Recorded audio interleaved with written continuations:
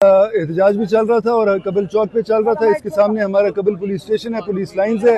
یہ ہمارے Kibble police station کے گیٹ پہ جو ہے سوسائڈ بامبنگ ہوئی ہے.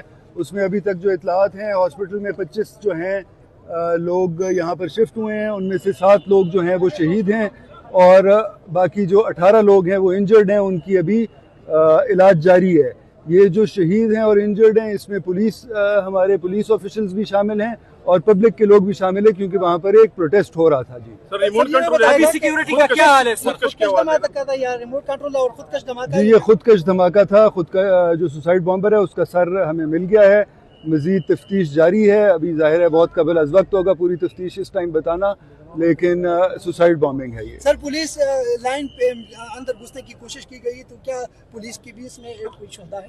بالکل, اس میں پولیس کے شہدا بھی ہیں, پولیس کے زخمی بھی ہیں. جیسے میں نے بتایا اس میں پولیس آفیشلز بھی ہیں, اس میں پبلک کے لوگ بھی ہیں, پرائیویٹ لوگ بھی ہیں اور پولیس لائن کی سیکیورٹی اور ہمارے جتنے بھی ادھر انسٹالیشنز ہیں قبل میں وہ ساری ہائی الرٹ پہ ہے, کسی کو نہیں گھسنے دیں گے. آپ کے پاس انٹیلیجنس معلومات موجود تھے پہلے سے؟ جی, تھریٹ الرٹ ساتھ ساتھ آتے رہتے ہیں, لیکن اسپیسیفک آج کے دن سے ہمارے پاس کوئی تھریٹ الرٹ نہیں تھا آج کے دن کے حوالے سے. بہت شکریہ سر. بہت شکریہ.